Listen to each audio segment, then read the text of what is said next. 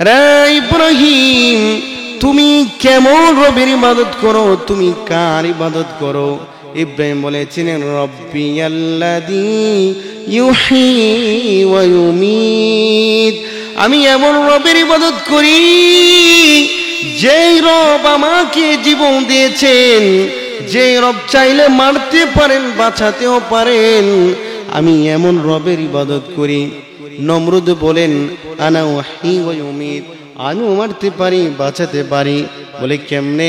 কয়েদখানা থেকে দুইজন ব্যক্তিকে নিয়ে আসলো, একজনকে মেরে ফেললো, আরেকজনকে জিন্দা রাখলো, বললাম বাঁচাতে পারি, মারতেও পারি। ইব্রাহিম আলাইহিস সালাম তিনি বললেন, ঠিক আছে, আমার রব তো এমন যিনি, আমার রব তো এমন যিনি প্রত্যেক দিন ফাইন্নাল্লাহা ইয়াতি বিশ-শামসি মিনাল মাশরিক, আমার রব এমন যিনি প্রত্যেক দিন সূর্যকে পূর্ব আকাশ থেকে উদিত করে পশ্চিম আকাশে নিয়ে ডুবাই। যদি তুমি পারো আজকে সূর্যটাকে পশ্চিম আকাশ থেকে উদিত করে পূর্ব আকাশ নিয়ে ডুবাও। ফাবুহিতাল্লাযী কাফার, লা জবাব হয়ে গেল। প্রথম পরীক্ষায় ফাঁস হয়ে গেলেন তারা। নমরুদ হযরত ইব্রাহিম আলাইহিস সালাম রে বিশাল বড় আগুন খণ্ড ধরাইলেন, ইব্রাহিমকে নিক্ষেপ করলেন। আল্লাহ পাকের ইচ্ছা ইব্রাহিম আলাইহিস সালাম মরে নাই, পুড়ে নাই, ছারকার হই নাই। ইব্রাহিম সাল্লাম সেই জায়গাতে তিনি জিন্দা ছিলেন। আল্লাহ পাক ইব্রাহিম আলাইহিস সালামের পরীক্ষায় তিনি ফার্স্ট করে দিয়েছিলেন। দ্বিতীয় নাম্বার যে পরীক্ষাটা নিয়েছিলেন, ইব্রাহিম আলাইহিস সালামের সন্তান ইসমাঈল আলাইহিস সালাম জন্মগ্রহণ করেছেন, মরু প্রান্তে রেখে দিয়েছেন, হাজর আলাইহিস সালাম একা ছিলেন, সেখানে আল্লাহ তাআলা তিনি ফার্স্ট করে দিয়েছেন। জিলহজ মাসের ৮ তারিখ ইব্রাহিম সাল্লাম স্বপ্নে দেখলেন, ইব্রাহিম আল্লাহ পাকের রাস্তায় কুরবানি করো। হযরত ইব্রাহিম সাল্লাম ঘুম থেকে উঠে আল্লাহর রাস্তায় ১০০ উট কুরবানি করলেন। আবার তিনি স্বপ্নে দেখলেন, ইব্রাহিম তুমি আল্লাহর রাস্তায় কুরবানি করো। আল্লাহ পাকের রাস্তায় আবার তিনি ১০০ উট কুরবানি করে দিলেন। আবার তিনি স্বপ্নে দেখলেন, ইব্রাহিম তোমার প্রিয় বস্তু আল্লাহর রাস্তায় কুরবানি করো। ইব্রাহিম বুঝতে পারলেন প্রিয় বস্তু তিনার পুত্র ইসমাঈল আলাইহিস সালাম বহু সাধনার বিনিময়ে পেয়েছিলেন। সকালবেলা যখন হলো, হাজরা আলাইহিস সালাম বলল, হাজরা তাকে সুসজ্জিত করে দাও, জালালি সংগ্রহ করতে যাব, আল্লাহ পাকের দিদার সংগ্রহ করতে যাব। ওই দিক থেকে যে শয়তান, সে মনে মনে ভাবলো, এখন যদি আমি ইব্রাহিমের বংশধরকে ধ্বংস না করতে পারি, প্রধ্বস্ত না করতে পারি, বোধহয় কখনো পারবো না। শয়তান হাজরার কাছে গিয়ে বলে, হাজরা তুমি কি জানো তোমার পুত্রকে তার পিতা ইব্রাহিম আলাইহিস সালাম কোথায় নিয়ে যাচ্ছে? বলে আল্লাহ পাকের দিদার সংগ্রহ করতে গিয়েছেন, জালালি সংগ্রহ করবেন। বলে না, তোমার ছেলেকে নিয়ে যাচ্ছে আল্লাহর রাস্তায় কুরবানি দিতেন। বলে কেন? অনেক ভালোবাসে। বলে আল্লাহ পাক আদেশ করছেন। হাজর আলাইহিস সালাম বলেন, যদি আল্লাহ আদেশ করে থাকে তবে আল্লাহর রাস্তায় কুরবানি হওয়াটাই উত্তম। ইব্রাহিম ইসমাঈল আলাইহিস সালাম হাঁটতেছেন, ইব্রাহিম সালাম একটু সামনে, ইসমাঈল একটু পিছনে। ইসমাঈল আলাইহিস সালাম গিয়ে বলে, ইসমাঈল তুমি কি জানো কোথায় নিয়ে যাচ্ছে তোমাকে? সে বলল, আমরা যাচ্ছি জালালি সংগ্রহ করতে। তখন বলল, না, তোমার পিতা নিয়ে যাচ্ছে তোমাকে কুরবান করার জন্য। বলে কেন? আমার পিতা তো আমাকে অনেক আদর করে। তখন বলল, তার রব তাকে আদেশ করছে। ইসমাঈল বলল, তাহলে যদি রবই আদেশ করে থাকে তবে আল্লাহর রাস্তায় কুরবানি হতে আমি রাজি আছি, এতে আমি সন্তুষ্ট। ইব্রাহিমকে বলল, ইব্রাহিম কোথায় যাচ্ছেন? ইব্রাহিম বলল, যাচ্ছি আল্লাহ পাকের জালালি সংগ্রহ করতেন। তখন সে বলল, ওই রাত্রে যে স্বপ্নে দেখেছেন, এই স্বপ্নটা আল্লাহর পক্ষ থেকে আসে না, শয়তান দেখাইছে, নিজেই শয়তান, আবার কোন শয়তান দেখাইছে। এই জন্য ইব্রাহিম আলাইহিস সালাম সামনের দিকে আগাইলেন, জমরায় উকবাতে গিয়ে পৌঁছলেন। শয়তান এমন ভাবে হাত বাড়িয়ে দিয়েছেন, 7টা পাথর নিক্ষেপ করলেন। আবার যখন জমরায় কুরবাতে গিয়ে পৌঁছলেন, 7টা পাথর নিক্ষেপ করলেন। জমরায় উসবাতে গিয়ে পৌঁছলেন, 7টা পাথর নিক্ষেপ করলেন। মিনার ময়দানে গিয়ে পৌঁছলেন। মিনার ময়দানে গিয়ে পৌঁছে ইব্রাহিম আলাইহিস সালাম বলেন, قال يا بني إني أرى في المنام أني أذبحك فانظر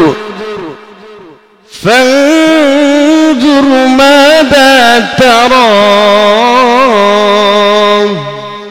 হ্যাঁ আমার প্রিয় বৎস, আমি রাতের বেলা দেখেছি তোমাকে আল্লাহর রাস্তায় কুরবানি করছি, তোমার মতামত কি? ছোট্ট বাচ্চা হযরত ইসমাঈল পিতার জবাবে তিনি বলেন, 13 বছরের বাচ্চা বলেন, قال يا تؤمر ستجدني إن شاء الله من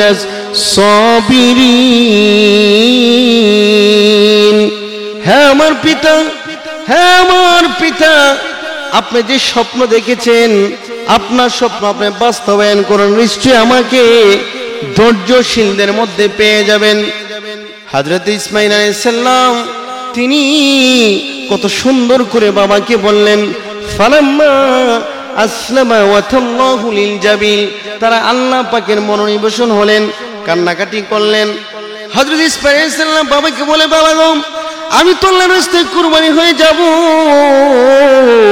তবে বাবা গো ইমামে বগবী রাহিমাহুল্লাহ তাআলা তিনি বলেন ছোট্ট বাচ্চা ইসমাঈল তার বাবাকে বলে বাবা প্রথমে আমার দুইটা হাতকে বাঁধবা আমার পাকে বাঁধবা যাতে করে নড়াচড়া করলে আপনার শরীরের মধ্যে না লেগে যায় লেগে গেলে আমি সন্তান হয়ে পিতার শরীরে যদি পা লেগে যায় হাত লেগে যায় তাহলে বেয়াদবি হয়ে যাবে বাবা গো আমার যে পোশাকটুকু আছে এই পোশাকটুকু আমার মা হাজেনের কাছে পৌঁছায় দিবা যাতে করে আমার মা বুঝতে পারে আল্লাহর রাস্তায় কুরবানি হয়ে গিয়েছি আমার মা এতে সন্তুষ্ট হবে আত্মায় শান্তি পাবে ইব্রাহিমকে ডেকে বলে সন্তান ও বাবা শুধু তাই না আপনি যে আমাকে জবাই করবেন যে ছুরিটা দিয়ে ওই ছুরিটাকে ভালোভাবে ধার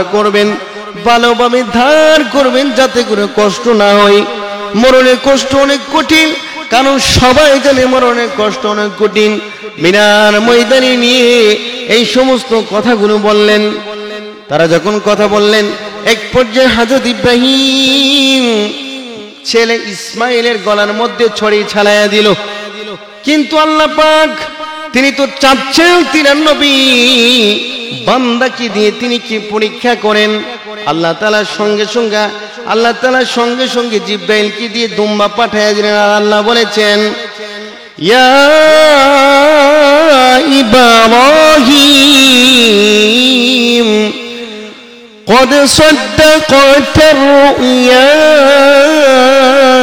إنا كذلك نجزي المحسنين يا إبراهيم আমি রোজে পরীক্ষা নিয়েছি পরীক্ষাতে তুমি উত্তীর্ণ হয়ে গিয়েছো তুমি ফার্স্ট হয়ে গিয়েছো ইব্রাহিম রে সন্তানের পরিবর্তে জিব্রাইল সাল্লাম যে দুম্বা নিয়েছেন সেই দুম্বাটা কুরবান করো দুম্বাটা কুরবানি করেছে এমন ভাবে আল্লাহ রাব্বুল আলামিন হযরত ইব্রাহিম আলাইহিস সালামকে তিনি ফার্স্ট করে দিয়েছেন সাহাবায়ে কেরামের নিকট সাহাবীরা রাসূলের নিকটে এসে ইয়া রাসূলুল্লাহ মা হাদিল আদহিয়া রাসূলুল্লাহ আল্লাহর নবী নবীজি আমরা যে কুরবানি করব সেটা কি নবী বলেন সুন্নাতু আবিকুম ইব্রাহিম আলাইহিস সালাতু ওয়াস সালাম এটা তোমাদের পিতা ইব্রাহিম আলাইহিস সালাতু ওয়াস সালামের সুন্নাহ আল্লাহ বলছেন ফাসাল্লি রাব্বিকা ওয়ানহার হে নবী আপনি আপনার রবের জন্য সন্তুষ্টির জন্য কুরবানি করুন কুরবানির জন্য তাকওয়া শর্ত আল্লাহর জন্য হতে হবে এই জন্য আল্লাহ কোরআনে বলছেন লায়ানাল্লাহা লুহুমুহা ওয়ালা দিমাউহা ওয়ালাকিন ইয়ানালুহু তাকওয়া মিনকুম আল্লাহর কাছে গরুর রক্ত পৌঁছে না আল্লাহর কাছে গরুর হাত বিন্দ পৌঁছে না আল্লাহর কাছে গরু পৌঁছে না কোনো কিছু পৌঁছে না গোশত পৌঁছে না ওয়ালাকিন ইয়ানালুহু তাকওয়া বান্দার তাকওয়া পৌঁছে বান্দার খুলুসিয়ত আল্লাহর কাছে পৌঁছে এইজন্য আল্লাহ বলছেন বান্দা একমাত্র কুরবানি আমার জন্য দিবা রবের জন্য যদি কুরবানি হয়ে থাকেন একমাত্র আল্লাহ ওই কুরবানিকে কবুল করবেন অন্যথা আল্লাহ বলেছেন কুল ইন্না সালাতি ওয়া নুসুকি ওয়া মাহইয়ায়া ওয়া মামাতি লিল্লাহি রাব্বিল আলামিন হে নবী আপনি বলে দিন আমার নামাজ আমার জীবন আমার যা কিছু আছে সব রবের জন্য এজন্য কুরবানিটা আল্লাহ পাকের জন্য হওয়া আল্লাহ পাক রব্বুল আলামিন আমাদেরকে তৌফিক দান করুক।